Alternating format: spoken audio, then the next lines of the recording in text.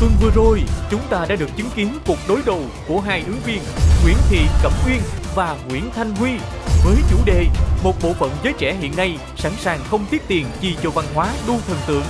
Bạn đánh giá hiện tượng này có mặt tích cực hay tiêu cực? Không chỉ hai ứng viên mà các sếp cũng hào hứng tranh luận và đưa ra nhiều góc nhìn thú vị. Như thế nào ở Việt Nam mình được gọi là một thần tượng? Thần tượng đó là một cái con người thôi. Ronaldo hay là Messi đó là những thần tượng. Nhiều khi các bạn nhìn thấy trên mạng như các bạn thần tượng, các bạn hâm mộ, và sau khi một ngày nào đó mà các bạn nhận ra cái người mình đang thần tượng nó không được những gì mình hình dung trong đầu của mình, thì dẫn đến những cái suy sụp. Chúng ta đừng đổ vu vạ là lớp trẻ hay idol cách cuồng nhiệt. Lớp già ngày xưa idol rất cuồng nhiệt. Vậy trong tuần này, ai sẽ là người may mắn nhận được những mức lương hấp dẫn đến từ các sếp?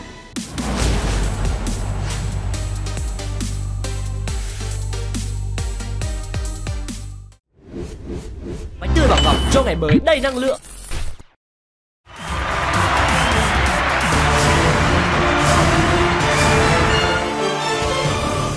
Chào mừng quý vị và các bạn đã đến với Cơ hội cho ai Who Chance mùa thứ 5. Và thưa quý vị, tôi là Đinh Tiến Dũng, người dẫn chương trình của Cơ hội cho ai mùa thứ 5 này.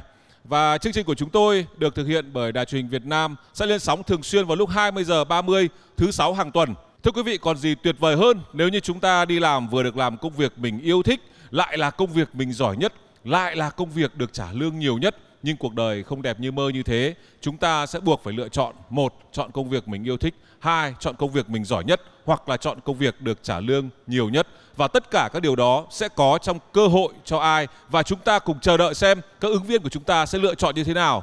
Ngay sau đây, chúng ta sẽ cùng gặp gỡ với 5 vị sếp quyền lực của Cơ hội cho ai Who Chance mùa thứ 5. Xin mời.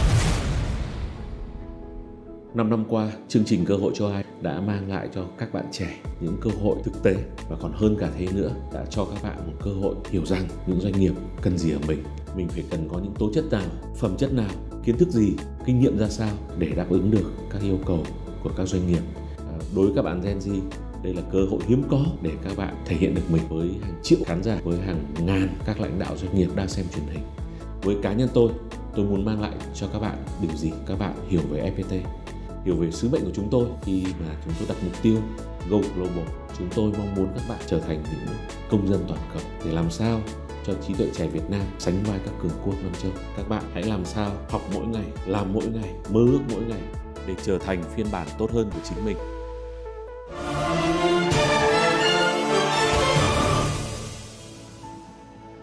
Với mục tiêu phát triển Bảo Ngọc trở thành tập đoàn đa quốc gia trong lĩnh vực nuôi trồng, chế biến thực phẩm, đồ uống và thương mại xuất nhập khẩu, chúng tôi đã luôn nỗ lực cải thiện chất lượng với nhiều hương vị mới, mẫu mã đa dạng, bao bì hấp dẫn nhằm thực hiện sứ mệnh nâng cao sức khỏe cộng đồng, mang lại những giá trị tốt nhất cho khách hàng. Bằng sự tâm huyết và dày công nghiên cứu của đội ngũ marketing R&D, chúng tôi đã thành công trong việc kết hợp đưa các dược liệu quý vào sản phẩm tiêu dùng thiết yếu nhằm phòng ngừa bệnh tật và tốt cho sức khỏe. Với tinh thần là người trẻ tiếp nối truyền thống, tôi hy vọng bằng nhiệt huyết và trải nghiệm của mình có thể giúp các bạn trẻ có những lời khuyên hữu ích phát triển bản thân và nghề nghiệp.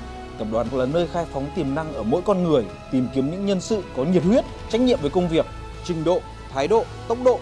Thì chúng tôi luôn đề cao yếu tố làm việc bằng tất cả niềm đam mê.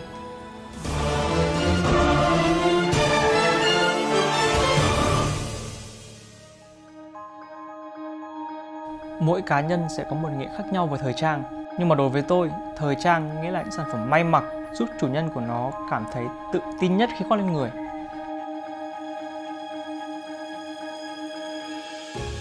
IV Moda đang bước vào giai đoạn chuyển mình bứt phá, trở thành một doanh nghiệp bán lẻ thời trang đạt chuẩn quốc tế hàng đầu ở Việt Nam. Chúng tôi đã và đang đầu tư vào nâng cấp chất lượng sản phẩm vốn là thế mạnh của thương hiệu, kết hợp với những đối tác uy tín, đồng thời phát triển các dự án thăm dò ý kiến, giúp trải nghiệm khách hàng trở nên ngày một tốt hơn. Sứ mệnh của công ty là giúp khách hàng tạo dựng phong cách bằng những tuyên ngôn thời trang của bản thân mình. Sự kiên trì, chính trực, không ngừng sáng tạo là những nền tảng cốt lõi để tạo ra những giá trị đích thực cho khách hàng và thương hiệu. Chúng tôi tìm kiếm những nhân sự mà có thể thấy rõ được cái sự đam mê, quyết liệt trong lần ra giết đầu tiên.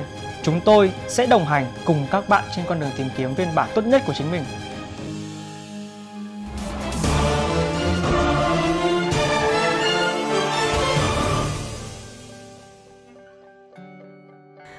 năm với tinh thần tiên phong và phụng sự, Tập đoàn Giáo dục Atlantic đã và đang hàng ngày, hàng giờ theo đuổi sứ mệnh giáo dục Việt cho tương lai Việt. Chúng tôi mong muốn đồng hành cùng hàng triệu học sinh và tạo nên một thế hệ trẻ tự tin, hội nhập giàu có, thành công và hạnh phúc với tiếng Anh thành thạo và kỹ năng vượt trội. Để chạm tới thành công, ngoài kiến thức và kinh nghiệm thì sự chăm chỉ, kỷ luật, nỗ lực và tập trung là yếu tố tiên quyết. Đến với cơ hội cho ai, tôi mong muốn tìm kiếm các nhân sự phù hợp với một tập thể đa ngôn ngữ, đa văn hóa, đa quốc tịch và không ngại thử thách. Tôi yêu những bạn trẻ Gen Z đầy năng lượng, tích cực, thông minh, sáng tạo và luôn lấy thành quả để chứng minh.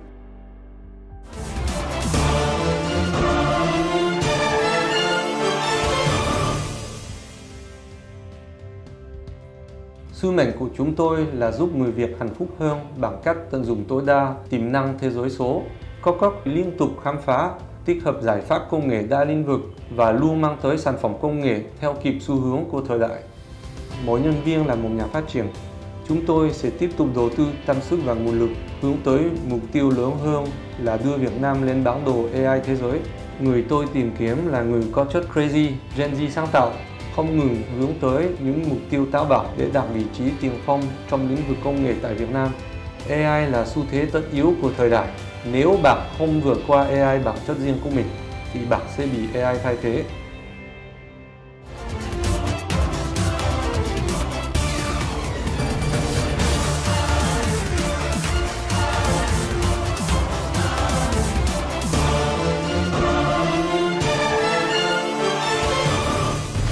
Một bộ phận giới trẻ hiện nay sẵn sàng không tiếc tiền chi cho văn hóa đu thần tượng.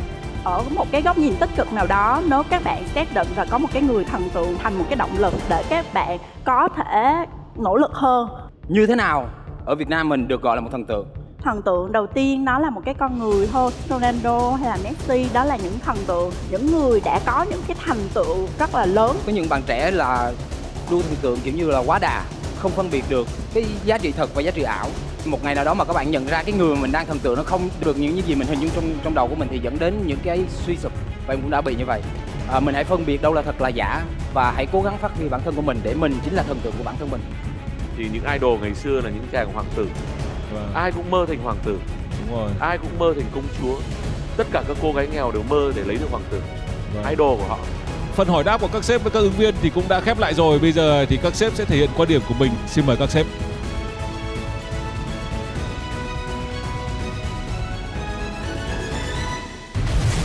Và sau đây chúng ta cùng xem kết quả bình chọn của các sếp là như thế nào. Xin mời.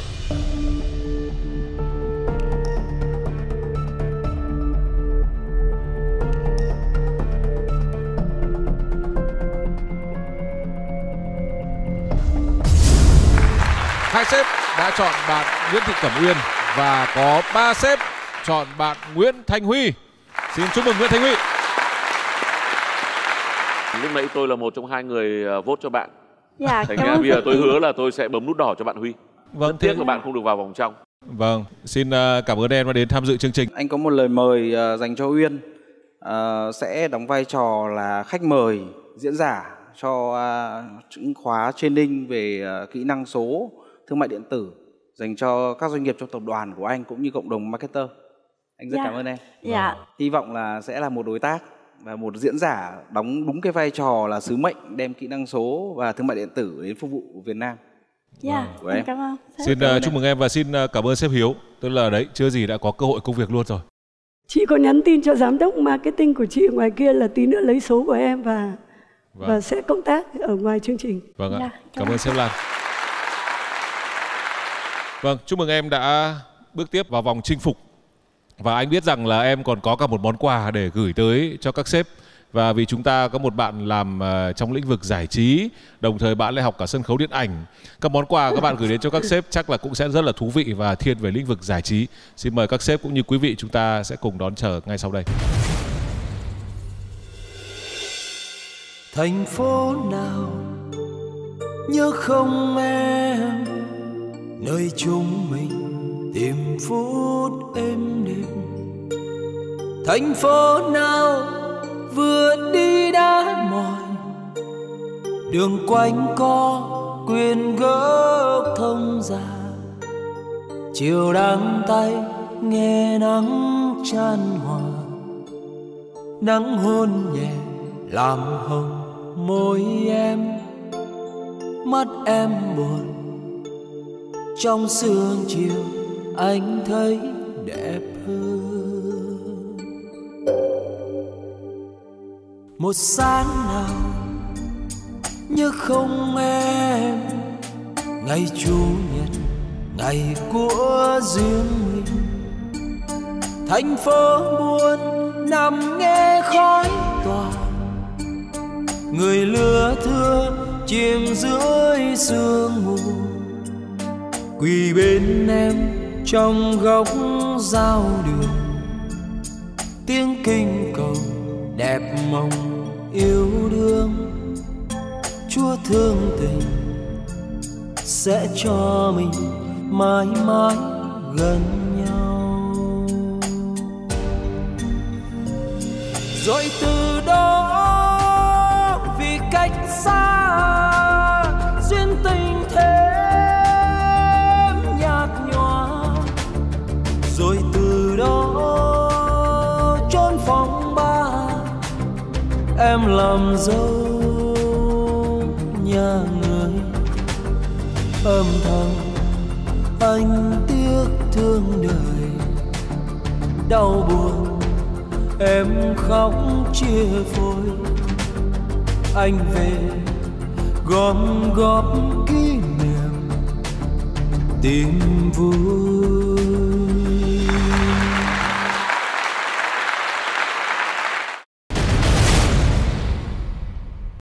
Thưa quý vị, trước khi bạn Huy bắt đầu hành trình chinh phục các sếp thì chúng tôi sẽ mời bạn làm một việc mà tôi nghĩ là cũng rất thú vị, đó là bạn tự điền mức lương kỳ vọng. Xin mời bạn.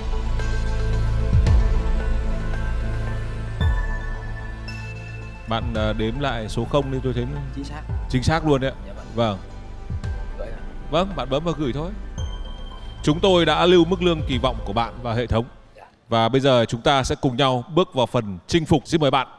Bạn Huy nói rằng là bạn có khả năng có thể cắt giảm được 20 đến 30% chi phí liên quan đến những cái đầu việc của tổ chức sự kiện doanh nghiệp. Bây giờ mình dùng một case study hẳn là của Avimoda đi, là một doanh nghiệp bán lẻ về thời trang. Thì chúng tôi chỉ có đâu đó khoảng từ 2 cho đến 3 những cái event lớn một năm thôi. Còn lại thì cả năm không có gì cả. Thế thì bây giờ như cái cách mà Huy có chia sẻ ấy, rằng Huy nói rằng là trong cái đoạn mà không có sự kiện của doanh nghiệp thì Huy có thể nhận job ngoài, đúng không? Bù trừ vào cái chi phí vận hành của một cái đội ngũ liên quan đến sản xuất sự kiện. Trong trường hợp này thì Huy hãy thử thuyết phục tôi cái lý do gì mà để tiết kiệm được khoảng 20 cho đến 30% chi phí của những cái sự kiện này. Tại sao sếp phải nuôi thêm một cái team? Thì em sẽ xây dựng cái team đó, và em nói là trong thời gian rảnh rỗi em có thể đưa cái team đó đi kiếm tiền về cho sếp để bù trừ chi phí đó. Em biết chắc là bây giờ sếp trước khi một tổ chức sự kiện sẽ lên những cái gạch đầu dòng để yêu cầu. Tiếp theo sếp sẽ làm việc với agency. Agency là người lên thiết kế ý tưởng và sau đó sẽ thuyết trình với sếp. Nhưng cái agency đó không phải là người tiếp xúc trực tiếp với những supplier. Supplier em nói thẳng là âm thanh, ánh sáng, màn hình LED, sân khấu, model, thậm chí diễn viên. Thì cái khoản lợi nhuận mà cái chi phí của sếp bỏ ra trong một sự kiện thôi, nhiều khi cái khoản chênh lệch còn hơn chi phí mà sếp trả trong một năm. Em là xuất thân từ những người làm vị trí rất nhỏ, biên tập, giám đốc sản xuất, hiện tại em làm đạo diễn luôn. Cái chi phí mà mời nghệ sĩ em vẫn có thể tiết kiệm được cho sếp hơn rất nhiều. Nếu ông không làm được những điều mà em nói, em sẽ không lấy lương. Tại sao tôi không đi outsource bên ngoài mà tôi lại phải thuê một đội ngũ in-house của mình để mà lại phải đi take care và đi tiếp tục quản lý thêm một đội nhân sự nữa liên quan đến một cái ngành mà chúng tôi không hoạt động trong đấy? Nếu như trong lĩnh vực thời trang thì em nghĩ là cái việc truyền thông và sự kiện nó rất là cần thiết. Em nói đơn giản như một cái công ty mà kinh doanh một lĩnh vực nào đó, nếu như người ta sở hữu một chương trình truyền hình thực tế hay sở hữu một cái show nào đó thành công thôi là thương hiệu của công ty đó đã đi lên rồi.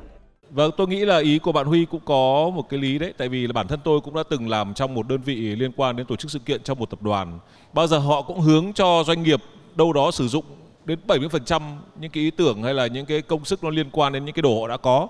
30% họ sẽ làm giống với lại của công ty của sếp Linh chẳng hạn. Nên nếu như có một đơn vị tổ chức sự kiện in-house thì thường là họ sẽ mang được nhiều hơn cái giá trị riêng của cái công ty đấy, cái tập đoàn đấy vào trong sự kiện, và tiết kiệm khi thuê một đơn vị bên ngoài. Tiết kiệm hơn rất là nhiều. Anh thấy là bạn ấy có tính cam kết mà.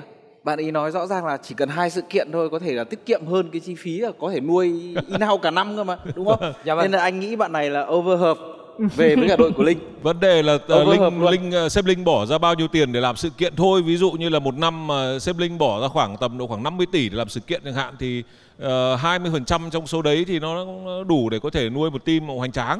Theo em, tiết kiệm tiền cho một cái sự kiện đó hơn hay là quan tâm đến hiệu quả cho mục tiêu của sự kiện đó hơn? Em xin phân tích rõ là khẳng định cái ý của em luôn. Cùng một chất lượng, cùng một level, thậm chí em làm còn hơn nữa với chi phí thấp hơn. Có nghĩa là giống như là chúng ta đi qua tận nước ngoài để tới nhà máy sản xuất vậy đó. Thì em đi tận gốc của những người mà làm cho chị luôn, chứ không cần qua bất kỳ 1, 2, 3 trung gian nào cả. Em làm gì để khẳng định một cái sự kiện sẽ đạt được hiệu quả như mục tiêu của nó? Ví dụ như sự kiện về khai trương, hay là launching sản phẩm, hay là để kết chuyển sale bán hàng, thì mỗi một event nó sẽ có một mục tiêu khác nhau. Chị thì sẽ quan tâm đến hiệu quả của cái mục tiêu đấy nhiều hơn là tiết kiệm cái phí. Tất nhiên đạt được cả hai thì tốt. Dạ, nếu như chị có cả hai càng tốt thì chị càng nên chọn em. Gần 10 năm nay rồi em hoạt động được và em tồn tại được. Chính vì lúc nào em cũng đưa cái chất lượng này hàng đầu. Năm vừa rồi thì em có làm một cái show gọi là cũng truyền hình thực tế luôn, là cũng sản xuất luôn, là nó vừa có ghi hình vừa có là truyền hình trực tiếp luôn.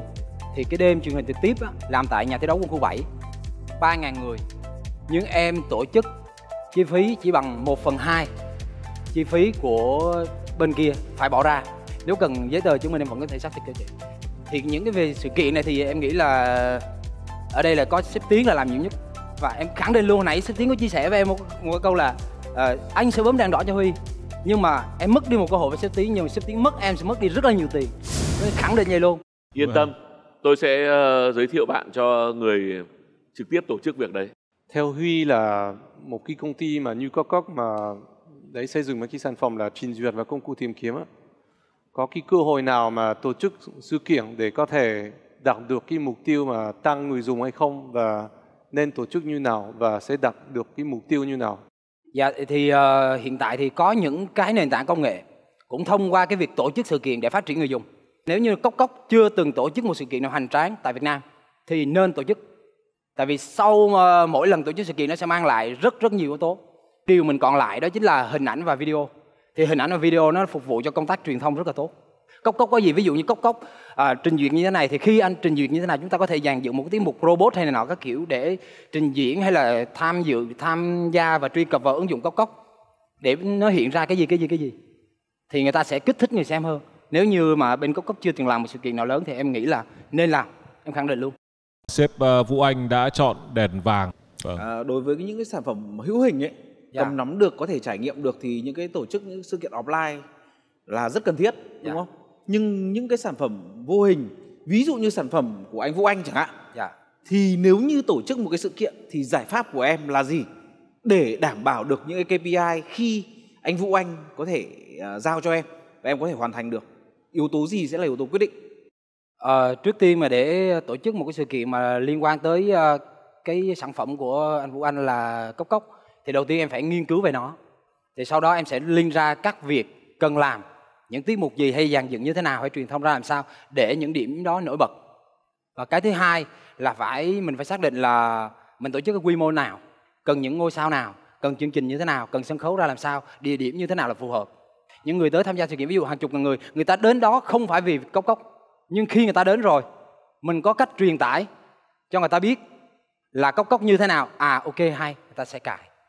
Còn khi chúng ta không có ai tới, hay là chúng ta không giới thiệu nó ra ngoài thị trường thì đương nhiên không ai biết tới thì làm sao mà cài được. Chị đang có một cái sản phẩm là cái app để học tiếng Anh cho học sinh từ 11 tuổi. Các bạn hoàn toàn có thể học trên đấy và thay thế trung tâm Anh ngữ. Chị muốn đạt được hàng trăm ngàn người dùng cài cái app đấy, thì theo em là sẽ tổ chức những chuỗi sự kiện như thế nào? Theo em thì cái đối tượng chị đã xác định rõ ràng là sinh viên và cấp 3. Thì đầu tiên chúng ta phải xác định được cái sở thích là người ta đang thích cái gì và đang hướng trend là cái gì. Đầu tiên chúng ta phải đi lan tỏa cho người ta biết đến cái app của chị. Và sau đấy người ta tham gia chương trình. Đương nhiên biểu diễn là phải có, những cái phần giới thiệu sản phẩm phải có. Hay là trong đó chúng ta có thể tổ chức những cái game, những cái team building này nọ các kiểu để tham gia và tặng học bổng cho những cái bạn có thành tích học tập tốt ở đó để tham gia cái app của chị. Em có dám nhận một cái dự án là chị giao là sẽ cài 100.000 học sinh, sinh viên cài app, thì em sẽ chi phí tổ chức một chuỗi sự kiện hết bao nhiêu tiền và đạt KPI, thì em có dám cam kết được như vậy không? Hỏi em có dám nhận hay không thì em khẳng định là em dám nhận. Em làm như thế nào thì phải xem lại là chị chi bao nhiêu tiền cho cái dự án này. Và cái thứ ba là em sẽ bắt đầu dựa trên những cái mục tiêu mình xác định, dựa trên những chi phí mà mình sẵn sàng chi.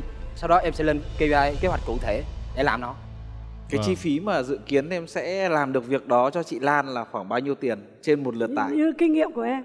Nếu như mà em đứng đây mà với một câu hỏi cấp thời mà hỏi em là kinh phí bao nhiêu, thì nếu như người nào trả lời được, tức là người đó cũng hơi chém gió. Anh trả lời cho. Dạ vâng. Trung bình mỗi một cái app cài đặt như thế mất khoảng 8 đô. Còn dùng hay không chưa biết nhá. Chính xác. Dạ vâng. Sếp Tiến là đang đi theo hình thức mà bữa trước cũng có những agency book em làm như vậy. Bạn cứ kêu gọi người ta cài app đi, mỗi app chúng tôi sẽ trả cho bạn chừng đó tiền. Thì đó là cái hình thức kêu gọi khác. Còn em đang xây dựng cho chị một cái hình thức kêu gọi thiên hướng về tự nguyện hơn. Em đang xây dựng theo thiên hướng là đến đó thấy hứng thú và cài. Không, cái tôi nghĩ là như thế này, ý của sếp Tiến không phải là cài app xong trả tiền đâu. Dạ, em hiểu. Ví dụ sếp Tiến bỏ tiền ra mua một trận bóng. Dạ. Bạn muốn xem được trận bóng đấy, bạn phải cài app của sếp Tiến. Dạ. Chi phí bỏ ra để mua trận bóng đấy là bằng này tiền, chia cho tổng số mà sau cái trận bóng đấy sếp Tiến có được các new user thì sẽ ra được là mỗi một user sẽ mất bao nhiêu tiền tính trên chi phí kia. Thực ra đấy là cái cách quả thường. thật là anh Dũng có một chút nghề trong này đấy. Vâng. Dạ vâng. Tôi biết rằng là thôi không sao đâu. Dạ. Mỗi người có khả năng riêng. Dạ. Huy rất là giỏi về tổ chức sự kiện. Còn để mà cài app ấy, chị phải gặp tôi. Vâng. Từ nãy đến giờ sếp Tiến toàn đi tranh việc của ứng viên đấy. Em vừa phải nhẩm nhanh cho chị Lan là cỡ chi phí để tải được 100.000 lượt app của chị cũng cỡ khoảng 20 tỷ. Ứng viên của chúng ta bạn Thanh Huy có một phần chinh phục tôi nghĩ là cũng đầy nhiệt huyết. Thì sau đây chương trình muốn biết màu đèn mà các sếp sẽ lựa chọn là gì? Sếp Tiến màu đỏ. Vâng, tôi hứa là màu đỏ ngay từ đầu rồi. Sếp Hiếu màu đỏ, sếp Vũ Linh màu đỏ và sếp Vũ Anh cũng màu đỏ. Chị bật đèn xanh để động viên Huy, bởi vì sau cái chương trình này thì bên chị đang có 3 sự kiện khá là lớn. Giám đốc marketing bên chị sẽ gặp em để nói chuyện về những sự kiện mà bọn không chị tìm cần. được việc nhưng mà tìm ngay được job. Chỉ có một sếp chọn đèn xanh thôi. Chúng ta đành phải dừng cuộc chơi tại đây. Dạ. Vì và sau đây tôi muốn giới thiệu tới các sếp và quý vị khán giả mức lương kỳ vọng của Thanh Huy. Xin mời quý vị. 100 triệu đồng một tháng, một mức lương mà tôi nghĩ cũng rất cao. Thực ra ở trong phi lý trí có một cái khái niệm rất hay, đó là khái niệm quăng neo. Em vừa quăng một cái neo tầm 100 triệu này, trong chương trình này có thể em không tìm được cơ hội công việc. Nhưng sau đây mà có sếp nào mà kết nối với em để tìm công việc ấy, thì nhiều khả năng ấy, vì em đã quăng mỏ neo ở 100 rồi, thì đâu đó nó không thể nào di về tận được 10 triệu hay 15 triệu được, nó sẽ loanh quanh ở cái quãng gần 100. Em đã quăng một cú neo công khai như này, anh nghĩ đấy cũng là một thành công khi em tham dự cơ hội cho ai rồi. Và cảm ơn em rất nhiều. Vâng. Cảm ơn các sếp. Bây giờ sẽ là màn đối đầu giữa hai ứng viên Võ Ngọc Duy Quang và Lê Ngọc Quỳnh Trang. Duy Quang có hơn 7 năm kinh nghiệm trong ngành đào tạo, nhiều năm học tập và làm việc tại các quốc gia như Mỹ, Singapore, Ấn Độ, Thái Lan. Quỳnh Trang có hơn 9 năm trải nghiệm trong các ngành nghề khác nhau, đặc biệt đam mê với ngành truyền thông nội bộ. Theo bạn, lương có phải là rào cản khiến các du học sinh về nước làm việc hay không? Lương không phải là một rào cản lớn để khiến cho các du học sinh về nước. Em không hoàn toàn đồng ý. Đó là một trong những lý do nhức nhối hiện tại ở xã hội, khi mà một cái mức lương đưa ra nó phải thích hợp đối với lại cái kinh nghiệm và cái trải nghiệm của bạn đó. Nếu mà bạn đó đã có kinh nghiệm làm việc ở quốc tế rồi. Ứng viên nào sẽ tỏa sáng và giành được các mức đãi ngộ tuyệt vời từ các sếp? Câu trả lời sẽ có ngay sau đây. Và ngay sau đây chúng ta sẽ cùng chào đón cặp ứng viên đến với vòng thi đối mặt. Võ Ngọc Duy Quang, 33 tuổi, đến từ thành phố Hồ Chí Minh. Tốt nghiệp thạc sĩ quản trị kinh doanh tại Đại học Western University, Mỹ. Cử nhân quản trị du lịch tại Đại học Southern Cross University, Úc. Cao đẳng quản trị kinh doanh du lịch và khách sạn tại Viện Quản trị Du lịch Singapore, GMIS. Hơn 12 năm kinh nghiệm làm việc đa vị trí và cấp bậc tại các công ty quốc tế 5 sao như khách sạn, resort, casino, hãng hàng không và công ty đối tác hỗ trợ kinh doanh cho doanh nghiệp. BPO từ Singapore, Dubai và Thái Lan. Hơn 7 năm kinh nghiệm trong ngành đào tạo. Sau khi một thời gian dài làm việc ở nhiều quốc gia khác nhau như là Dubai, Thái Lan, tôi cảm thấy là tôi tích lũy đủ kiến thức, kinh nghiệm của mình để về đóng góp cho đất nước của mình và những cái doanh nghiệp ở Việt Nam. Tôi là một người rất thích trải nghiệm được những cái văn hóa khác nhau về ẩm thực và con người. Đó lý do tại sao tôi đã có may mắn để được đi du lịch ở hơn 24 quốc gia khác nhau. Việc có cơ hội được tiếp xúc các nền văn hóa khác nhau đã giúp cho tôi có những cái nghiệm quý báu để làm hành trang chuẩn bị tốt cho cái con đường phát triển sự nghiệp tương lai của mình.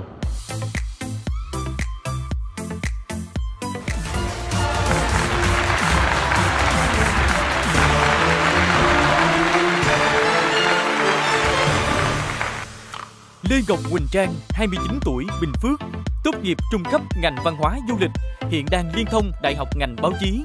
Top 30 nhân viên bán hàng xuất sắc toàn quốc 2019, quản lý 5 cửa hàng bán lẻ đoạt top doanh thu khu vực.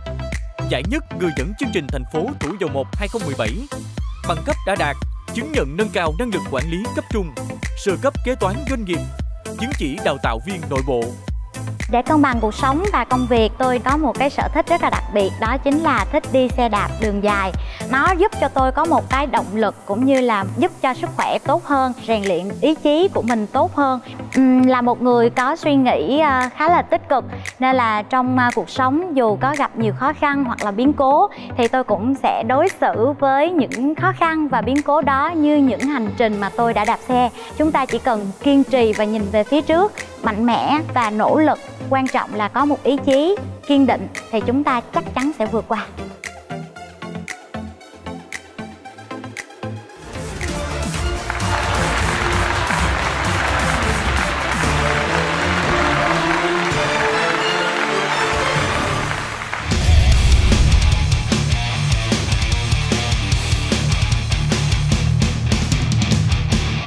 Sau đây tôi sẽ dành một chút thời gian để hai bạn giới thiệu bản thân mình tới các sếp. Xin kính chào các sếp có mặt ở đây và xin kính chào MC. Em tên là Võ Ngọc Duy Quang. Em đang sinh sống và làm việc ở Bangkok, Thái Lan. Em đã có được lợi thế thì nền giáo dục được học ở Singapore và bằng cao đẳng. Về bằng đại học thì em được học ở Úc và bằng thạc sĩ thì em học ở Mỹ. Bên cạnh đó có 12 năm kinh nghiệm làm ở những cái lĩnh vực khác nhau, từ nhà hàng, khách sạn, casino, hàng không và gần đây nhất là về outsourcing, về ngành PPO. Thì em tin chắc rằng những trải nghiệm và những kinh nghiệm của em sẽ là một cái ứng cử viên thích hợp trong tương lai nếu mà cái sếp muốn go global hoặc là toàn cầu hóa hoặc là làm hệ thống các bộ phận của mình một cách bài bản hơn thì em sẽ là một chọn thích hợp. Và em có một cái trăn trở khi mà em đang làm về bộ phận training là học viên của em, mặc dù là các bạn rất là tài giỏi, các bạn có rất là nhiều kinh nghiệm, nhưng mà cái rào cản về ngoại ngữ, cho dù các bạn ở làm ở môi trường quốc tế, nhưng mà khi mà giao tiếp về tiếng Anh, cái việc tự học của các bạn vẫn còn rất là nhiều hạn chế. Nên nếu mà em được cơ hội để được ứng tuyển vô vị trí về trưởng phòng đào tạo ở trong doanh nghiệp của các sếp thì em tin chắc là em có thể đóng góp và cải tạo về bộ phận training, huấn luyện và đào tạo để làm cho bộ phận chăm sóc khách hàng của mình ngày càng hoàn hảo hơn ạ. Xin chào MC Tiến Dũng, xin chào các sếp. Em là một cô bé ghét mưa, ưa nắng, thích màu trắng, yêu màu hồng, mến đám đông. Đôi lúc thì em hơi ngông nhưng rất chi là lãng mạn. Vâng, họ tên đầy đủ của em là Lê Ngọc Quỳnh Trang. Với xuất phát điểm là một hướng dẫn viên du lịch, trải qua hơn 9 năm công tác với nhiều vai trò, vị trí, lĩnh vực khác nhau, thì em đã nhận thấy rằng văn hóa chính là chìa khóa giúp doanh nghiệp giải quyết vấn đề. Và hôm nay em đến với Cơ hội cho ai để tìm kiếm cơ hội cho em. Rất mong được cơ hội cùng đồng hành với các sếp trong quá trình xây dựng văn hóa doanh nghiệp trong thời gian tới. Và thưa quý vị, ngay sau đây xin mời chủ đề của vòng đối mặt.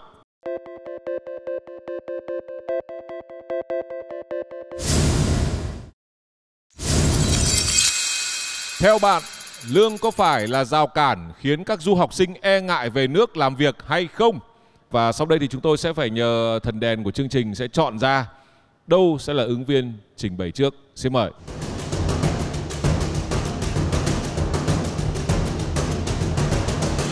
Vâng, luồng sáng đã chọn bạn Trang. Bạn sẽ là người trình bày trước.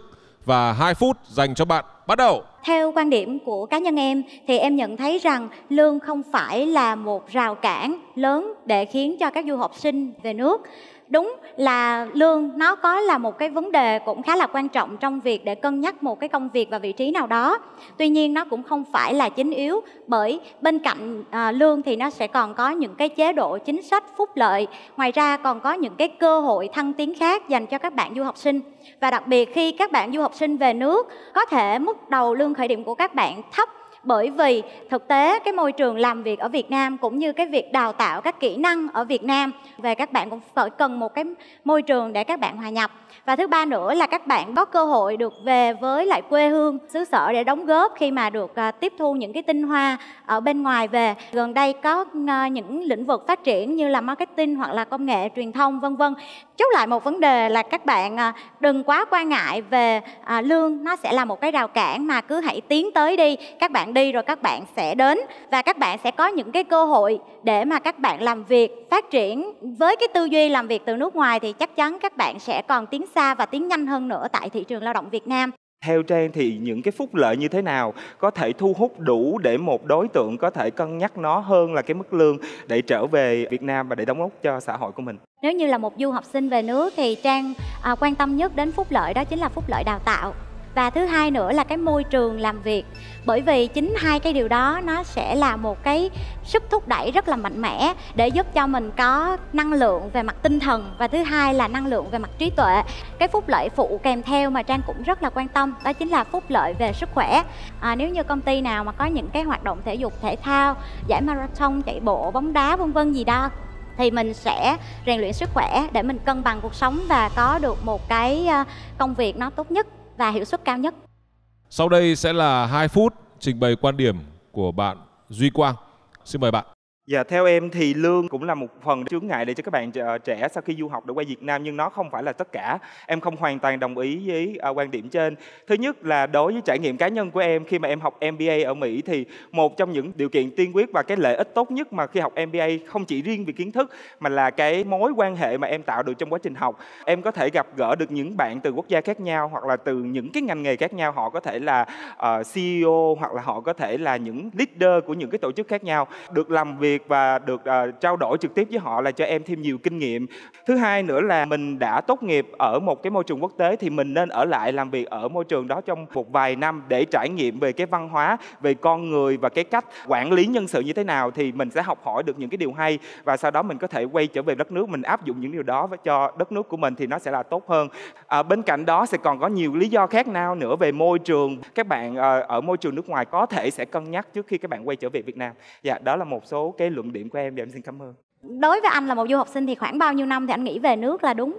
Ví dụ như bạn đang có cơ hội được làm việc và có một cái cơ hội là một người bạn học chung với mình offer cho mình một cái cơ hội để cộng tác với doanh nghiệp của họ, thì ít nhất là mình phải cộng tác ít nhất là 1 năm, 2 năm để mình trải nghiệm và mình học hỏi từ họ. Nó sẽ không có một thời gian cụ thể, nó sẽ tùy theo vào cái định hướng mà các bạn muốn tiến tới. Nếu như anh đã có một cái networking rất tốt ở bên nước bạn rồi thì liệu khi mà anh về Việt Nam anh có bị sốc văn hóa không ạ?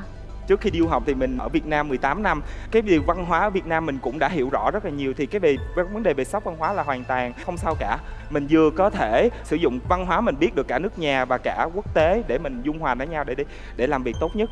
Vậy là nếu đầy đủ hết tất cả những yếu tố đó thì khi mà anh Quang về nước thì chắc chắn là anh Quang cũng sẽ có thể sẵn sàng chấp nhận một mức lương thấp để bắt đầu một công việc mới ở Việt Nam để gần gia đình hơn, đúng không ạ? Đối với Quang, suy nghĩ của Quang thì khi mà một cái mức lương đưa ra nó phải thích hợp đối với lại cái kinh nghiệm và cái trải nghiệm của bạn đó. Nếu mà bạn đó đã có kinh nghiệm làm việc ở quốc tế rồi, so với một cái ứng viên mà chưa có kinh nghiệm gì hết đi về Việt Nam thì cái expectation và cái mức lương mong muốn có thể sẽ khác nhau. Và Quang nghĩ là doanh nghiệp sẽ là người đàm phán để đưa ra quyết định cuối cùng. Thực ra khi mà nghe đến cái trải nghiệm ở nhiều lĩnh vực của bạn Quang thì tôi thấy rằng là nó rất là ấn tượng. Bởi vì ở đây có những cái vị trí mà tôi nghĩ rằng là nó khá khó để nghĩ rằng là có một người Việt Nam làm vị trí đấy. Ví dụ như là dịch vụ khách hàng cho Emirates Airlines. Quang có thể chia sẻ thêm một chút về cái hành trình của mình làm sao mà đang từ ở vị trí là học MBA, sau đó thì trải qua những cái câu chuyện này của mình được không? Kinh nghiệm của em về hàng không, em rất là may mắn được tuyển chọn vì công việc về nhân viên mặt đất để support và hỗ trợ. Và sau đó thì có một cơ duyên là em đã hỗ trợ được một bạn refugee. Refugee là một co-worker, một người construction worker mà họ làm việc ở Dubai mà họ bị tịch thu cái passport của họ và họ không có điều kiện để trở về Việt Nam, và họ đã cố gắng là nhảy lên cái tàu bay đó và không cần biết an nguy tới cái tính mạng của mình và cho những cái hành khách ở trên chiếc chuyến bay đó. Thì em có cơ hội được thuyết phục cái hành khách đó, chúng ta là người Việt Nam, em ở đây để em giúp đỡ anh và hãy ngồi xuống, em sẽ làm bằng mọi sức cố gắng có thể để giúp anh có thể về Việt Nam an toàn nhất. Sau cái trải nghiệm đó thì em may mắn có cơ hội được làm việc với bên training team, và sau đó là em có tham gia vô một số cái bộ phận về đào tạo, huấn luyện về customer service. Từ đó và em phát hiện là em rất là yêu thích về cái ngành giáo dục, về huấn luyện và chia sẻ cái trải nghiệm của mình và truyền cảm hứng cho những cái bạn cũng giống như em. Sau khi em làm việc ở Dubai một thời gian thì em thấy là đối với ngành giáo dục thì mình cần phải có, thứ nhất là phải có bằng master. Ít nhất là ở môi trường Việt Nam mình phải không ngừng upgrade cái kiến thức của bản thân. Nếu mà mình hài lòng với những gì mình đang có thì mình sẽ ngủ quên trong cái chiến thắng đó. Em thì vẫn có bằng bachelor thôi, nhưng mà sau đó thì em quyết định là em nghỉ cái vị trí đó và em theo học cái ngành MBA là một cái bàn đạp để tiếp tục về cái mảng training. Training nó rất là rộng lớn và sau này nó có thể không chỉ dừng lại ở customer service mà nó có thể là training cho doanh nghiệp về policy, huấn luyện về đào tạo, về kỹ năng phát triển của leader, ví dụ như vậy. Em muốn bản thân mình không bị giới hạn trong về training một cái lĩnh vực nhỏ hẹp mà nó sẽ mở rộng ra nhiều hơn nữa, nên đó là lý do tại sao là em sẽ không ngừng học hỏi và nếu mà có cơ hội em sẽ học tiếp nữa. Dạ em xin cảm ơn. Với cái tầm nhìn sứ mệnh của Bảo Ngọc ấy là sẽ muốn xuất khẩu những cái sản phẩm thực phẩm chất lượng cao và nông sản chế biến ra thế giới, và anh rất quan tâm đến yếu tố làm thế nào để có thể thực hiện cái ước mơ global này. Nên cái câu hỏi vừa rồi anh nghĩ là một câu hỏi rất hay, nhưng anh có một cái góc nhìn khác muốn hỏi cho hai em. Làm thế nào để cái việc du học sinh trở về làm việc cống hiến cho đất nước là một lợi thế chứ không phải là trở ngại nữa? Theo quan điểm của em thì để tạo một cái lợi thế có thể gọi là thu hút các tài năng từ nước ngoài về Việt Nam thì thứ nhất đó là bản thân doanh nghiệp của chúng ta phải có một cái ngành và cái lĩnh vực phát triển và nó đang gần như là đồng nhất với lại cái sự phát triển chung của thế giới. Thì như vậy thì những cái kỹ năng mà các bạn được đào tạo, những công cụ các bạn được học hỏi và những nền văn hóa khác thì các bạn có thể đem về đây và có thể áp dụng. Chúng ta vẫn đau đáu và luôn nhớ về quê hương, thì cái tình mà gọi là cái sự gắn kết về quê hương thì nó cũng là một trong những cái điều sẽ thôi thúc cho các bạn trở về có thể gần với gia đình và những người yêu thương. Và cái thứ ba nữa đó chính là Việt Nam mình rất tốt đẹp. Những việc mà chúng ta đã làm cả thế giới phải kinh ngạc khi có một thương hiệu xe đã được ra quốc tế. Và đặc biệt gần đây theo em được biết thì các nước ở trên thế giới đang chuyển và dịch hướng dần về châu Á Thái Bình Dương, và đặc biệt là Việt Nam với vùng nguyên liệu và nguồn nhân công đông và chất lượng. Các bạn trẻ ngày nay cũng rất là quan tâm tới công nghệ, tiếp thu rất là nhanh. Do đó đây cũng là một cái cơ hội để các bạn có thể về nước và có thể cạnh tranh với cái thị trường lao động trong nước, và nó sẽ trở nên sôi động hơn rất là nhiều ạ. Dạ, đối với em thì em nghĩ là cái yếu tố phát triển của doanh nghiệp đó là cái yếu tố em ưu tiên hàng đầu khi mà để lựa chọn có thể gắn bó. Tại vì khi mà đã lựa chọn về đội của một doanh nghiệp nào đó thì mình sẽ có cái tầm nhìn về lâu dài. Ví dụ như em sẽ có cơ hội được cross training hoặc là upskilling bên những cái bộ phận khác nhau. Ví dụ như em đang về bộ phận đào tạo nhưng mà em rất có hứng thú để tìm hiểu thêm về thông tin về marketing, sale hoặc là những cái bộ phận khác nữa. Cho dù là em không giỏi nhưng mà em cần phải có những kiến thức cơ bản. Tại vì định hướng của em là em sẽ không chỉ dừng lại ở mức là manager, mình có thể sẽ phát triển hơn ở những vị trí cao hơn. Đối với em nghĩ là nếu mà doanh nghiệp ở Việt Nam có thể tạo một cái môi trường cross training giữa các department khác nhau, giữa các bộ phận khác nhau, linh hoạt hơn cho các ứng viên và ứng viên cảm thấy được sự tiềm năng để phát triển cái sự nghiệp của mình đối với cái doanh nghiệp đó, cho dù hiện tại cái mức lương họ đưa ra chưa có thu hút nhưng mà cái cơ hội về tương lai nó cao hơn, thì đó cũng là một cái yếu tố để chúng ta cân nhắc ạ. Dạ. Vâng, chắc là các sếp cũng đã có được những cái nhận định của mình. Và ngay sau đây chúng ta sẽ đến với phần bình chọn của các sếp.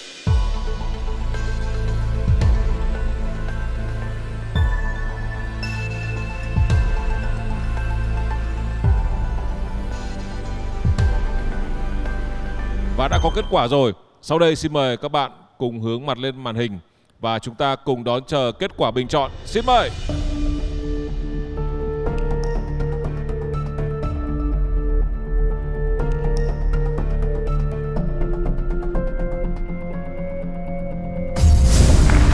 Trên 5 người bình chọn cho bạn Võ Ngọc Duy Quang và 2 trên 5 xếp bình chọn cho bạn Lê Ngọc Quỳnh Trang. Đầu tiên xin chúc mừng em. Em sẽ là người giành cơ hội để bước vào vòng chinh phục của cơ hội cho ai. Vâng, và xin cảm ơn Trang. Bên Atlantic thì đang cần một vị trí truyền thông nội bộ và chị đã nhắn cho giám đốc nhân sự ở bên ngoài thì chị sẽ gặp em. Hy vọng là sau đây thì sau chương trình em sẽ gặp gỡ với bên nhân sự của sếp Lan. Rồi đâu lại một cơ hội mở ra cho em. Một lần nữa cảm ơn em.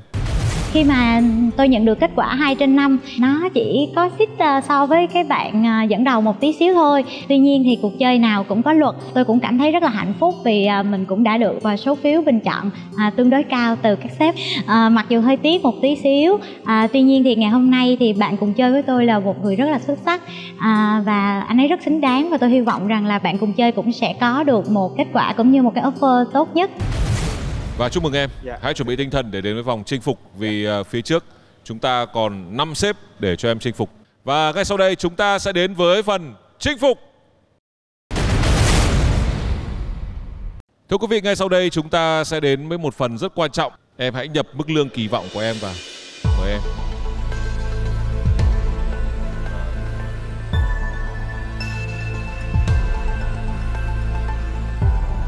Bạn đã gửi, thông tin đã được lưu, một mức lương mà bạn cũng rất biết mình biết ta. Sau đây chúng ta sẽ đến với vòng chinh phục của Duy Quang.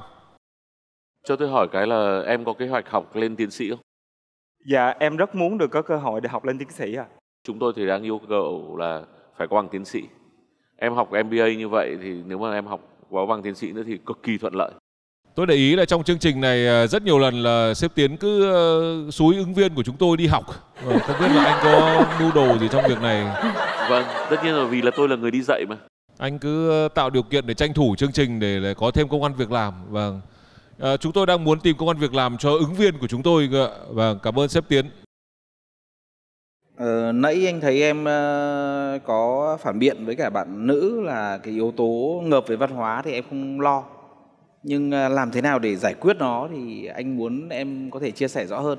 Đối với những bạn mà đã đi du học từ nhỏ thì có thể là cái yếu tố về sốc văn hóa nó sẽ nhiều hơn. Còn so đối với những bạn mà đã đi du học từ khi mà 18 tuổi giống như em, hoặc là sau khi đã hoàn thành về cao đẳng hoặc là đại học và đi học thạc sĩ ở nước ngoài, tụi em đã có thời gian ở đất nước của mình rất lâu rồi và tụi em hiểu được về môi trường và cái cách làm việc ở đây như thế nào. Cho dù là tụi em có đi đâu đi chăng nữa, ở một cái đất nước xa nào đi chăng nữa, thì khi mà trở về Việt Nam thì tụi em cũng sẽ thích nghi lại nhanh hơn các bạn đã đi từ nhỏ.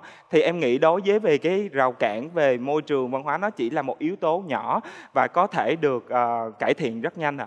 What's the best part you like about St. Louis? The best part of the working environment there, I think that's the environment that I be able to talk with my professor freely. Whenever I feel that I don't agree with him, I can challenge him directly in his lecture. For example, he talking about like 1 + 1 = 2. But I don't agree, and I think I have some additional point to add on that. I can debate with him directly. I think in the education in Vietnam, we still need to improve more, and that like the teacher or the lecturers give the lesson, and the student don't dare to challenge back. That is one of the critical thinking way that I think that I like the most in my school. Do you think they can bring it back to Vietnam if you go to a company or a corporate that has something? If I have a chance, of course, I will raise my voice. I will talk with my managers and I will share my opinion about the point that I think it's not right or something that should be done or something should be done in a different way. So I will continue to do that for sure. Thank you.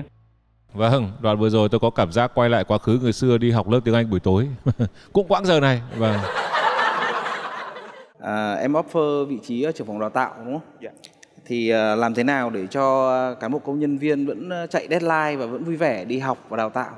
Đối với cái môi trường làm việc hiện tại của em, tụi em có một cái website để học. Các bạn có những cái mini game về kiến thức, tất nhiên là kiến thức về doanh nghiệp, hoặc là những cái mini game kiến thức về marketing. Tụi em khuyến khích tất cả các bạn nhân viên trong tổ chức của mình mỗi ngày chỉ cần log in vô thôi, các bạn đã có điểm. Việc các bạn đăng nhập vô cái website đó mỗi ngày, tụi em muốn các bạn đó tạo thành một thói quen là không ngừng học tập. Tụi em muốn là sau khi cái bạn đó không còn làm với doanh nghiệp nữa và các bạn vẫn có thể tiếp tục tự học, nâng cao kiến thức về việc tạo một cái website, một cái môi trường, và các bạn tích lũy những cái điểm đó, các bạn có thể redeem những cái phần thưởng mini của doanh nghiệp, thì em nghĩ là một trong những cái yếu tố đó sẽ thành công ạ.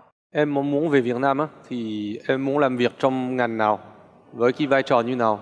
Thì em muốn mình phát triển trong lĩnh vực đầu tiên là về đào tạo, và sau đó nếu mà có thể phát triển xa hơn nữa thì em muốn trở thành một leader hoặc là một GM của một tổ chức nào đó để manage các bạn. Cái công việc hiện tại của em là liên quan tới về content moderator, là các bạn về kiểm soát về nội dung online. Tụi em có những cái client là ví dụ như là TikTok, Facebook, hoặc là những cái client liên quan với social media. Khi mà client đưa cho em một cái bộ đề án về phải dạy cho các bạn về kiến thức chuyên môn về một cái lĩnh vực này, thì mình sẽ cùng ngồi lại với các bạn trainer khác để học tập và để làm tốt nhất có thể. Đối với em thì em nghĩ đó là một thử thách và cũng là một cái cơ hội để em thử mình trong những cái lĩnh vực khác nhau. Và bây giờ thì dù sao các sếp cũng đã có các câu hỏi tìm hiểu về ứng viên của chúng tôi rồi. Chúng tôi muốn biết màu đèn mà các sếp sẽ lựa chọn để dành cho ứng viên của tôi là màu gì.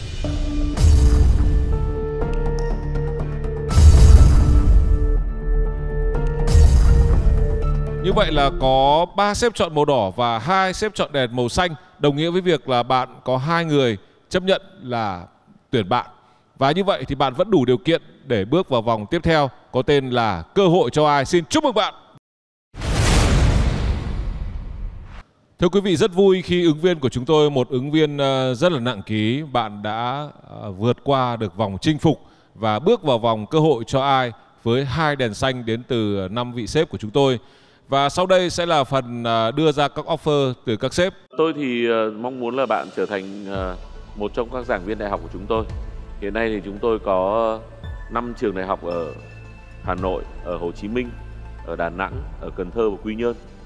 Và có 2 trường đại học có liên kết với nước ngoài là Swinburne của Australia và của Greenwich với nước Anh. Với bằng cấp của bạn, với kiến thức, kinh nghiệm đào tạo 7 năm thì rất là phù hợp với chúng tôi. Đào tạo liên quan đến quản trị kinh doanh, quản trị khách hàng. Tôi chỉ còn mỗi một cái mà tôi băn khoăn ấy, một hành trình rất vất vả để lấy được đầy đủ các yêu cầu để giảng dạy chính thức Đại học Việt Nam. Khi mà đã có cơ hội thì em nghĩ em sẽ cố gắng nắm bắt đó nhiều nhất có thể và em sẽ không ngại khó khăn. Vì thế nhà tôi cũng muốn nói đây là một thỏa thuận trước, là nếu mà em không đạt được cái đấy thì kể cả chúng ta có ký hợp đồng tôi cũng không thể nào chấp nhận đồng ý được. Tôi sẽ offer cho bạn cái vị trí trưởng phòng đào tạo kiêm hỗ trợ dự án xuất khẩu. Cũng chia sẻ thêm với bạn là chắc bạn cũng sẽ phải có một hành trình khá chông gai. Khi đầu tiên về là phải tiếp nhận được cái văn hóa doanh nghiệp. Thứ hai nữa là phải hiểu biết về cái lĩnh vực mới, về FMCG và về xuất khẩu thương mại. Nhưng mà tôi tin với những cái tố chất của bạn là bạn sẽ hoàn toàn có thể thích ứng nhanh và thành công trong cái lĩnh vực này. Dạ, em xin cảm ơn. Vâng ạ, như vậy là 2 sếp đã đưa ra offer bằng lời rồi. Bây giờ thì xin mời 2 sếp hiện thực hóa offer đấy bằng những thông số ở trên màn hình.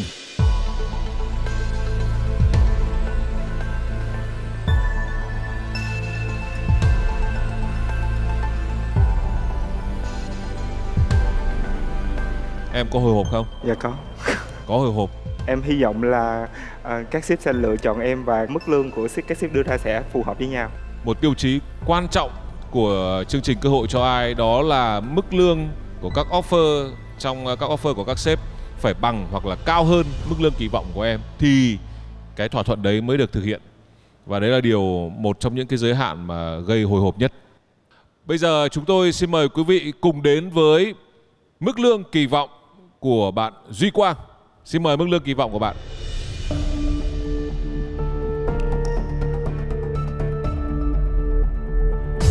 $38 triệu đồng. Và bây giờ chúng ta sẽ đến với các offer của các sếp. Xin mời offer đầu tiên.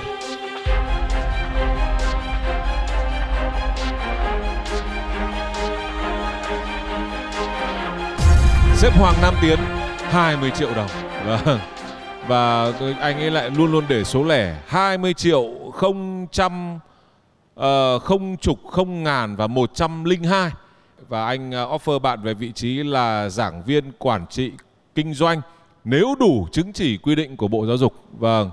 Nhưng mà với mức lương 20 triệu thì đồng nghĩa là đang thấp hơn mức kỳ vọng của bạn. Vâng, khá tiếc. Chúng ta còn một offer nữa của sếp Hiếu. Và xin mời offer của sếp Hiếu.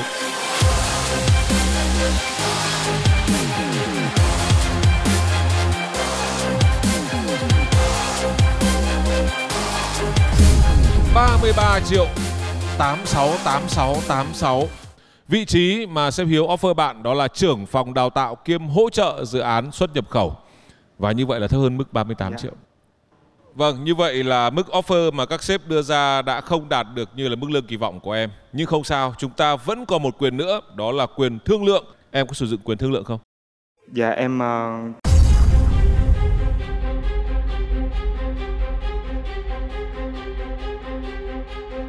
quyết định là không sử dụng quyền thương lượng. Không sử dụng quyền thương lượng. Dạ. Vâng, em nghĩ rằng là mình kể cả có thương lượng cũng không thể đưa lên mức của em muốn. Dạ, em nghĩ là đối với những gì em thể hiện thì các sếp ở đây đã đánh giá được cái khả năng của em tới đâu. Em nghĩ là cái khả năng và cái sự thể hiện của em ngày hôm nay chưa đủ để đạt được cái mức lương như em kỳ vọng, nhưng mà em nghĩ là điều đó cũng là một cái động lực cho em để sẽ cố gắng hơn nữa. Và khi lần sau các em quay trở lại và gặp lại các sếp thì không cần phải sử dụng tới quyền thương lượng, thì các sếp cũng sẽ đưa ra một cái mức lương mà phù hợp với lại cái mức lương em đưa ra.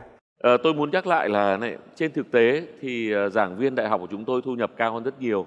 Tuy nhiên, cái đấy nó còn liên quan trực tiếp đến là số giờ giảng dạy, liên quan đến cái bộ môn mình giảng dạy.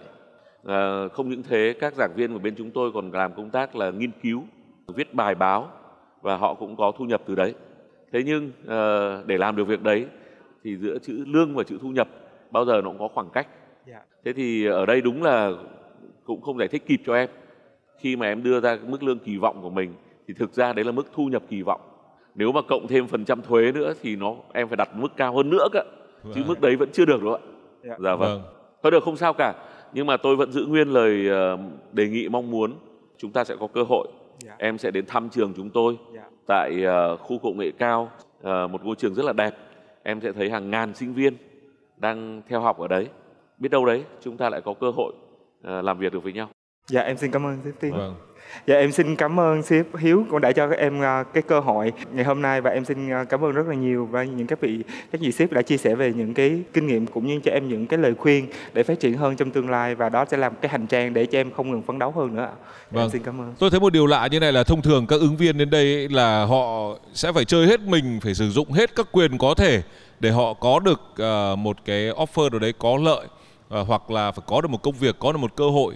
Nhưng mà ngay từ đầu khi em đến với một CV khá là khủng, sau đó em bảo vệ trước các sếp, và sau đó khi mà các bức offer không đúng như kỳ vọng của mình thì em cũng chấp nhận việc đấy một cách rất là thoải mái. Có vẻ như em đến với chương trình không phải là động lực tìm kiếm công việc, đúng không? Dạ không phải tại vì em là một cái người có một cái quyết định rất là rõ ràng. Thì khi đến cái chương trình này em cũng đã định hướng là một cái vị sếp ở đây em rất là tôn trọng, và em đã chót kiên quyết về đội của người đó. Thì em nghĩ là em cần phải học hỏi nhiều hơn nữa. Lần sau em gặp lại anh Tiến, em có thể tự hào là cảm ơn anh vì không nhận em ngày hôm nay, nhưng mà đó là một động lực để em phát triển hơn trong tương lai. Em.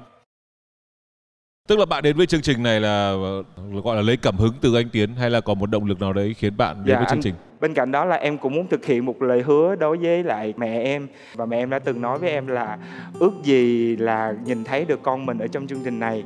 Thì ngày hôm nay em đã làm được cái ước mơ đó cho mẹ em. Cho dù là mẹ em không còn ở đây nữa với em nữa, nhưng mà em nghĩ là em đã làm một cái điều gì đó để thực hiện cái điều đó. Và em nghĩ là mẹ em cũng sẽ rất là vui khi mà biết được em đã làm được cái điều này cho mẹ em.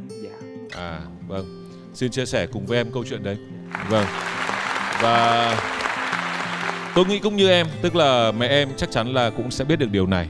Bởi vì lúc nào cũng vậy, trong em luôn có một nửa là của mẹ.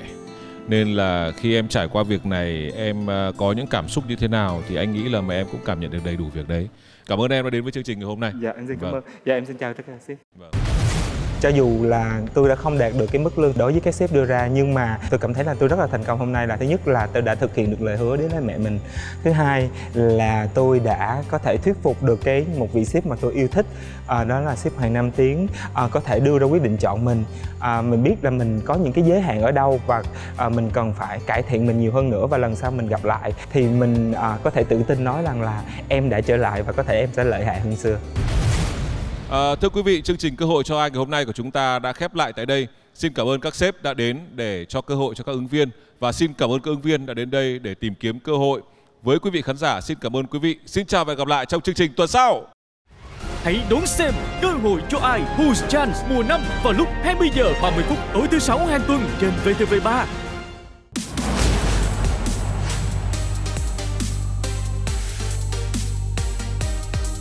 Hiện nay, có nhiều người trẻ ở một số khu vực chọn con đường xuất khẩu lao động để kiếm tiền nhanh thay vì đi học đại học. Theo bạn, đây có phải là xu hướng tốt hay không? Với những người mà không có điều kiện thì em nghĩ rằng xuất khẩu lao động là một lựa chọn không hề tồi tí nào. Cái điểm mà tôi thấy từ Kiệt ấy, đấy chính là cái sự thực dụng của người Mỹ. Nếu mà mình cổ vũ cho cái xu hướng này á, thì nó sẽ tạo ra một trào lưu ham giàu nhanh.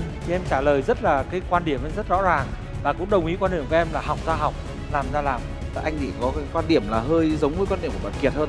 Cái ngoại ngữ mà các bạn nghĩ rằng người lao động xuất khẩu ấy, có thể sử dụng để trở thành một ngôn ngữ là rất khó. Phần thi này của Who's Chance rất là hay, bởi vì chưa chắc cái người tranh biện thắng đã thật sự là người chiến thắng.